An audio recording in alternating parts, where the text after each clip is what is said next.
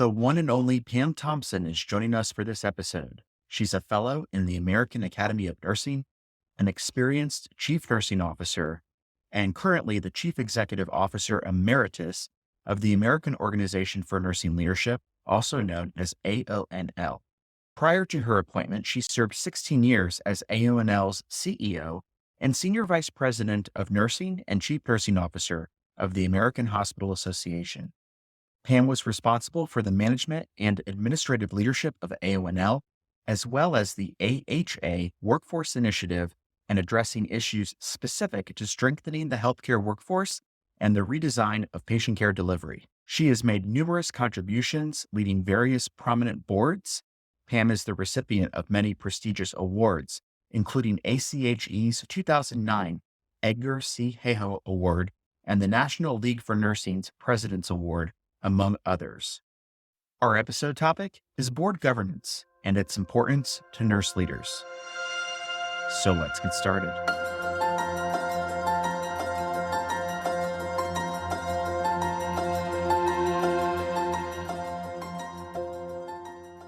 Welcome to the BRG Nurse Executive Podcast. BRG is a global consulting firm that helps organizations in disputes and investigations, corporate finance, and performance improvement and advisory. BRG's healthcare performance improvement practice offers multidisciplinary services to healthcare organizations. We focus on implementation with innovative, independent, and data-driven solutions. In the BRG Nurse Executive Podcast, we discuss improving patient care by advancing nursing leadership. For more information about BRG, please visit thinkbrg.com. Now here's your host, Nick Chmielewski. Pam, thank you so much for joining me today. Oh, it's my pleasure to be here, Nick. Thank you for inviting me. So let's start with an easy question. What exactly is the role of a healthcare organization's board? The board really sets the strategy for the organization and the success indicators that it will use. There are fiduciary responsibilities. That's what they're called. I think those are important to know because we don't talk about them very often. But it's what every board member agrees to do and what every board focuses on. And those are duty of care, which means they make decisions using the same diligence as a reasonable person would with the same facts. So it keeps a level playing field for how they'll make their decisions. The second, and I think one of the most important, is the duty of loyalty, which the board agrees to put the organization first and ahead of any personal gain. It means that when you sit down at the board table, you're there for what's good for this organization and not what's good for your organization or a region that you come from. Only what's good for that organization. And it really becomes important when you're making the decisions, especially around the duty of care, is that you're making decisions for that organization and you have to keep that in mind all the time. And then the third is the duty of obedience, which I think we probably pay more attention to now since Sarbanes-Oxley, is that you comply with laws, rules, and regulations that apply to that organization. So for hospitals, it's CMS and the feds and any state hospital regulations. So between how they make their decisions, who they're loyal to, and what they're paying attention to as far as the discipline of their decision making, that's really what ties it together. The second way I would describe it is that the hospital is made up of the board and the staff. And the board's responsibility is setting strategy, setting the success metrics that strategy will be measured by. And basically, this is what we're going to do. The staff, or the management side, operationalizes that strategic plan, and they decide how and when those strategic priorities will get done. And they both have to be guided by the mission, the vision, and the values of the medical center. But you'll hear people talk about the partnership between management and the board, and I think it's critically important because you don't want the board making decisions without understanding what the operations are. And you don't want operations moving outside of what the strategic plan was. And so the importance of that being a solid relationship of respect and mutual understanding is absolutely critical. So you kind of talked a little bit about what my next question was already, which is great, which is how are the boards typically structured? I mean, we've got the board members, and then you've also got the staff that are going to execute on the governance decisions that are made. But are there any other additional structures that we need to be aware of when we're thinking about the board? Yes, most boards follow a certain structure around how they organize themselves. And the first is that they have officers. The chair, vice chair, treasurer, and secretary are the usual officers. And it's very important to understand their role in keeping the board focused on that strategic plan and making sure that their work is following what their intentions were. Then there are the committees that are actually the workhorses of the board. And they're committees that are board committees where you might have a management committee or staff committee that focuses on certain parts of the operations. The committees at the executive level of the board are governance and nominating, finance, quality safety, compensation, audit and compliance, talent development and workforce, strategic planning, research and education if it's an academic medical center, and various task forces. And the chairs with these committees usually are members of the board of trustees. And they do work that's specific to what the board has identified as the important piece. The committees can vary, but the ones that are I think the most important are the governance, which determine how the board will be electing future members and future officers. Finance, which is the one that takes care of the really important task of how is the hospital or system doing financially, and then quality and safety. I think you're seeing much more of an emphasis right now on the talent development and workforce, given the shortages that we have across multiple hospitals. And that in turn impacts finance because if you don't have enough staff, you may end up closing beds, which cuts off revenue. So they're all really interconnected. But I think those are committees that do the work of what the board says it wants to do. And then that's where, again, that partnership with staff comes in because these committees are usually chaired by board members, but there always, or there should be, a staff member attached to it so that that connection between governance and operations is always intact. When thinking about nurse leaders, what is the value for them in understanding who the respective board of trustees members are, the expertise that they can bring to their role, and then the structure itself of the board that you just kind of described in their organization? The most important is that they represent the care and quality that's delivered in hospitals, and they want to know or should know where that is being discussed at the board level. And if it's not being discussed, all the more important. So they represent that ability of bringing in expertise to the conversation. Being able to know where that's taking place at the board is critically important because it could be in multitudes of these committees. It could be just at the board level, but it's really important for the nurse executive to understand, is this conversation about quality and safety taking place? And if not, why? It's very easy right now with the economic pressures, the reduction in margins, the reduction in our workforce to easily focus on just the finances.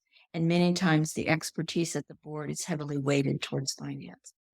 And that causes the conversation to go in that direction, unless you also have members on the board who are equally as concerned about quality and safety and the ability to deliver patient care. In the end, that's the job of hospitals, is to take care of patients under their care and to be able to do that safely and with a sense of safety for patients as well as the staff, and also at the highest quality that they can. I think something that happened recently in March 9th of this year is CMS reissued the guidelines for interpretive guidance for the quality for hospitals and made it very clear and explicit that board leadership and engagement with regard to quality and safety must be there.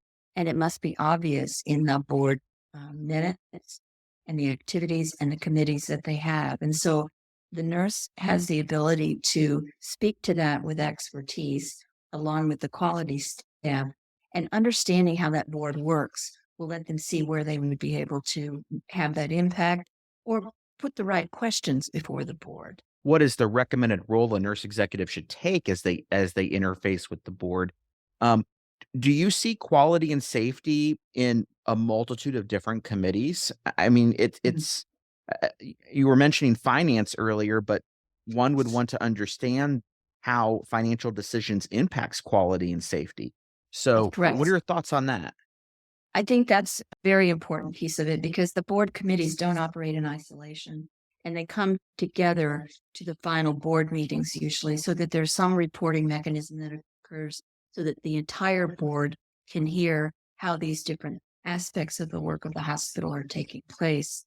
The quality and safety is one that has always been an important aspect of what nursing addresses. And I think you're seeing much more emphasis on the quality and safety than we ever have in the past at the board level. I think it's important for every nurse executive to know how to assess how their board functions. And I think that's a really important piece of work for nurse leaders. There are a couple of key questions that you can ask as you begin to say, okay, I want to know more about my board. How do I go about doing that? And it's beginning to answer the questions of who are the members of the board and what is their background? Is it heavily financed, or are there people that can speak to the quality and safety? Who chairs the board, and what is that person's background? Because that will definitely influence where that person will want to lead the board. What are the committees and who chairs them? As we've said, what staff attend the board and what staff attend committees. That's a very important one because hopefully the nurse executive attends the board meetings, but sometimes not. But certain select staff might be attending. And if the nurse executive knows who those people are, they can talk with them after the board meeting to find out was anything discussed that's pertinent to what patient care issues are going to be. And most importantly for the nurse executive is how does that nurse executive provide input to the board and to the committees? It's not possible to really talk about quality and safety without talking about nursing because most of the care that patients receive are from nurses. And it's their ability to assess that that's going to make a huge difference. You also want to know who reports on what topics and what agenda items on the board. Many times it's the CFO that reports on the finance issues and reports what's happening financially with the board. But what topics and agenda items related to patient care and quality and safety, who reports on that? And the nurse exec, knowing that, would be able, again, to get questions to that individual or follow up with them afterwards if they're not actually invited to that board meeting. You need to know how people get appointed to the board and to the committees so that if you're not on something that you think you should be on as a committee, that you could find, is there a path for you to be appointed? Are there nurses on those boards and committees? And is it possible to get a nurse on there? I'm on a board right now that I was the first nurse on the board in many, many years. And the nurse that had been on the board was a CEO. And so her place was really as a CEO with nursing backgrounds. I came on as a nurse, and then I've been able to put forward the name of another nurse so that she also got appointed to the board. So now we have two nurses on the board. And you can pull forward colleagues that can bring some other expertise. I bring the expertise of clinical operations. The nurse that I recommended brings the education and research angle on her expertise. So we're able to each speak to different aspects of what's important to nursing. And then really understanding how nursing and patient care is represented to the board. How does information get to the table? Are there physicians on the board? Because many times the physicians care very much about nursing issues. Their patients depend on nursing being there. And especially with the shortage, you're seeing that more and more of how do their patients get taken care of if there aren't enough nurses. So understanding who your champions can be at the board are going to be really important for that nurse executive. And then does the nurse executive attend the board meetings? And if not, could the nurse executive attend? Sometimes all you have to do is ask. If the history has been that the nurse executive doesn't attend, that's the first question you want to ask. Can I attend? And then when you look and see what other senior members of the operations team are there, it makes it easier to say, I'm a member of that senior team. I really want to be there as well. I believe I have expertise that I can add to the conversation. One of my biggest observations as I've gotten more involved in governance is how invisible the work of the board sometimes seems. And the board is doing all this important work. And yet, if you ask a nurse on a unit, what does your board do? Who is your board? Who is your chair? The chances are pretty high they may not know. And we need to do a much better job of making sure there's a definite link between what the board does and the staff and people that work within the hospital understanding what that is and why it's important. Also, you want to know if there's diversity on the board. Does it match your community in regard to race and ethnicity? Is there diversity of opinion? Are there different expertise involved? And then what is the role of the board in credentialing and privileging positions? That's an important responsibility that belongs to the board to assure that the people that practice within the confines of that hospital are competent and of the highest quality. Many boards delegate that, many sometimes to one of the committees, but it's really important that that information gets back to the board. You don't want people practicing in your hospital that don't deliver high quality care. And we've all heard the stories of what happens when that isn't being regulated and watched carefully. So assessing the board in all those different ways can help the nurse executive understand where can she best step in, where is her expertise going to be best appreciated, and who are the champions she needs to be friends with and talk to often to make sure that different viewpoints are being presented to the board. You were talking earlier about the partnership between the board and staff, and the board being in governance and the staff being more in operations. Some boards and some organizations that I've seen are known for getting in the weeds. Can we talk about what the role of senior leaders in staff are in keeping the board in a governance mode? It really depends on leadership, as it always does. I think the leadership of the board as the chairperson and the leadership of the organization, which is usually the CEO, it depends on both of them understanding what their role is and being able to work together towards creating that partnership and talking about it out loud as that kind of an interaction, operations and governance. I think it's really important for people that join a board to understand that concept of governance, because what you find many times is people that are brought onto the board for their expertise also come from operations. So it's a natural lane for them to move into. That's what they're expert at in their own facility or organization or wherever they're coming from, and they expect to do that same behavior. So orienting the board to what true governance is a critical piece. And if that orientation is missing, then it can be an outcome that people don't understand that function of governance. So you start with their orientation, and then you also have to have good board leadership that keeps them in that lane. The same with operations, being able to really define when a conversation is moving into operations and when it's staying within governance. And you can usually do that fairly simply by saying, well, that's an operation question, and I'm happy to answer it from an operational point of view. And we as staff can get back to you on how we'll do that. So you do some clear directed discussion around without saying staying like, it's not, that's not going to be very productive.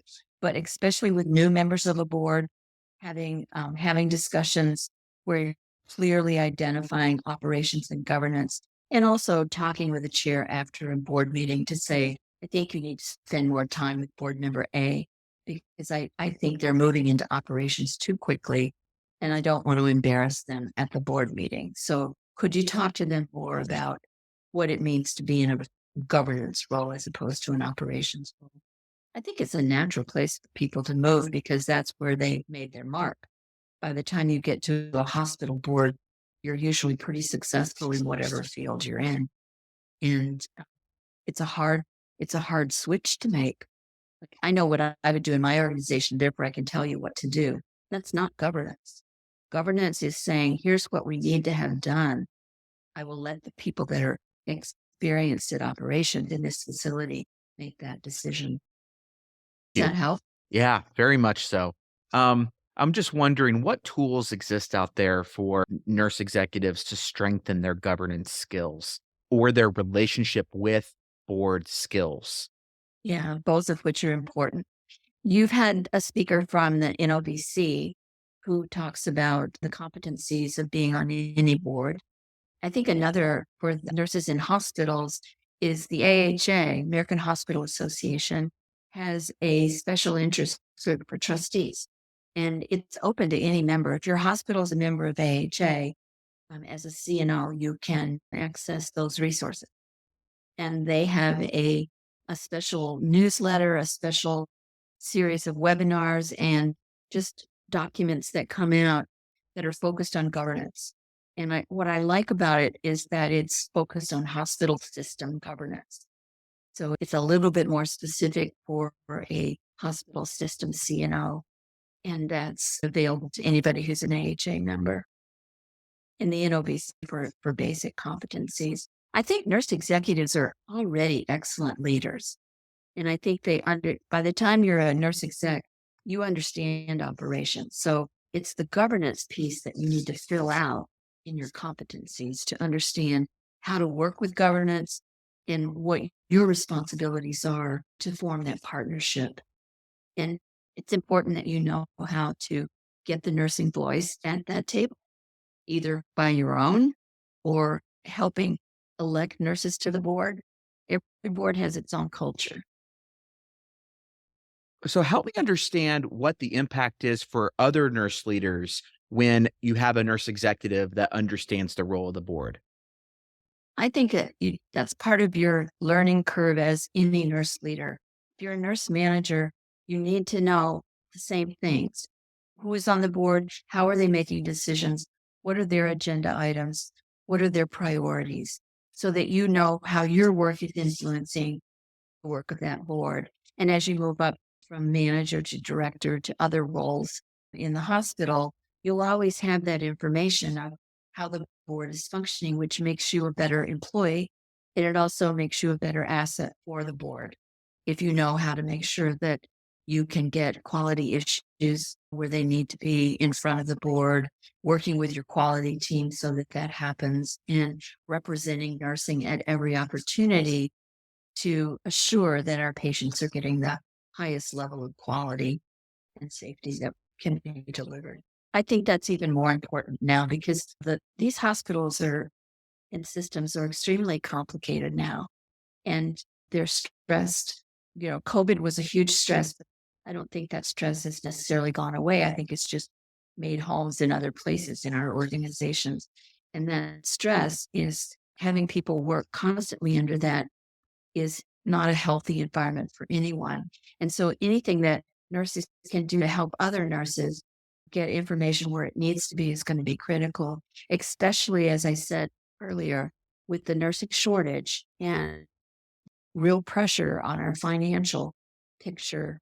It's going to be even more important that we know where finances are going to be curtailed, where you can safely cut and still preserve quality and safety.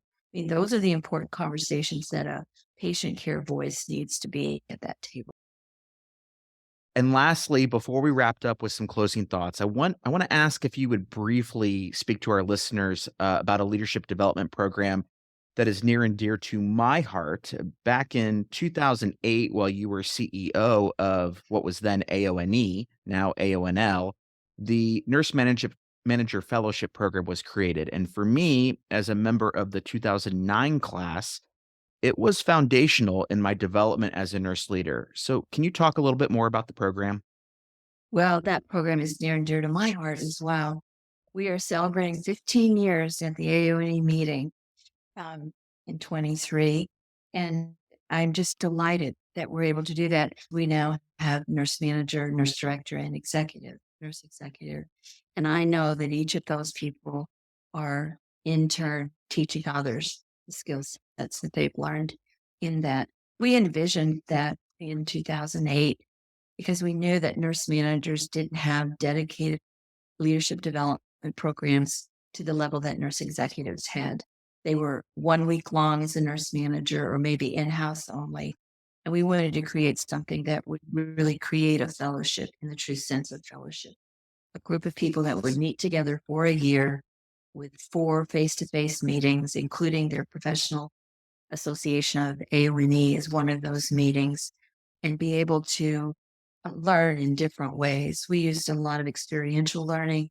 We taught action learning. We taught different methodologies for problem solving and really paid a lot of attention on how you learn from each other.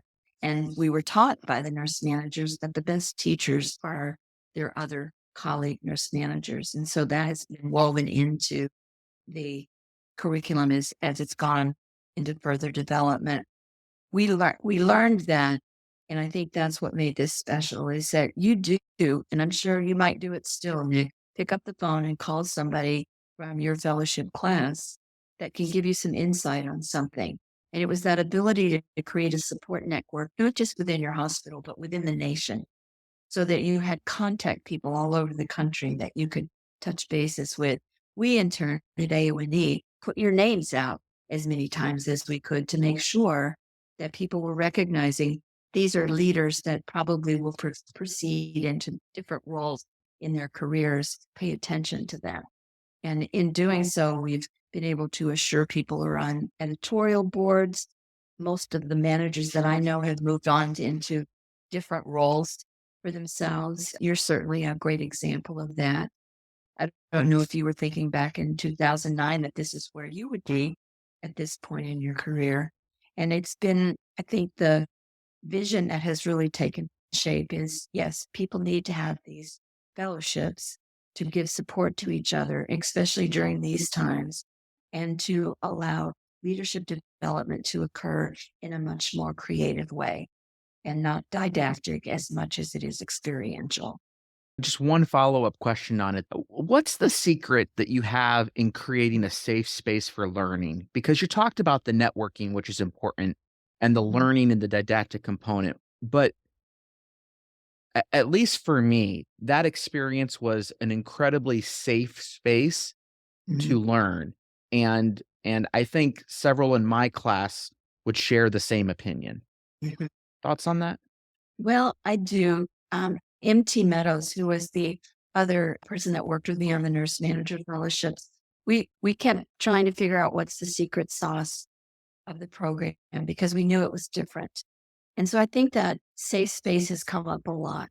And part of that is the responsibility of the 2 leaders that we were, is we created that safe space.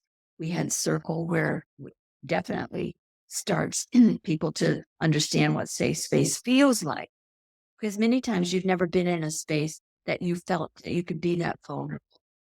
And by putting some barriers or boundaries around that so that people could share and we would be there to hold your back and to keep it from ever being something that would be hurtful. We felt was our responsibility as leaders of that activity and leaders of that program. And I think that became part of the culture of the fellowships was when you step into this program, you're stepping into that safe space. And we as the facilitators, which is what we were merely facilitators to the learning, would assure that that would be the case. And we talked with each of our faculty about that because we brought in many faculty from the outside. And again, one of the key things we shared with them is that this is safe space. People are allowed to say what they need to say and express things as they need to express them. So please help us maintain that safe space. I think saying it out loud is a big part of it.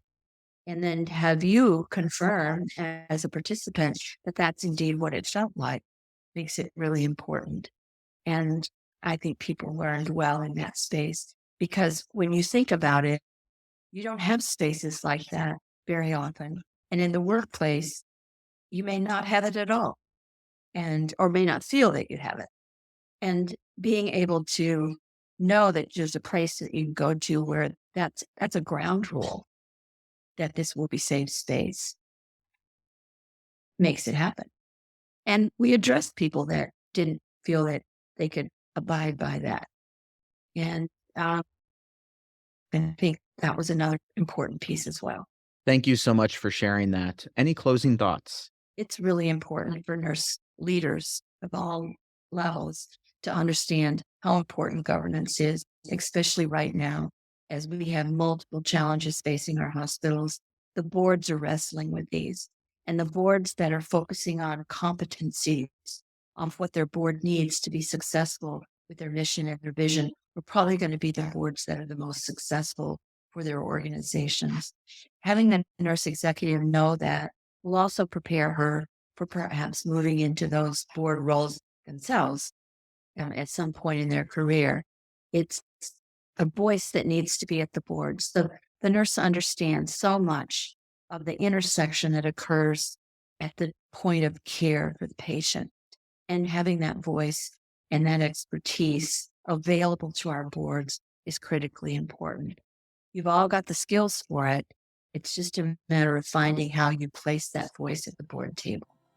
So I hope all of you will pay attention to that and work towards that. Pam, thank you so much for joining us today and sharing your insights and perspectives on all things board governance. You've been listening to the BRG Nurse Executive Podcast, which focuses on improving patient care by advancing nursing leadership. The views and opinions expressed in this podcast are those of the host and podcast guest and do not necessarily reflect the opinions, position, or policy of the guest employer, Berkeley Research Group, or their other respective employees and affiliates.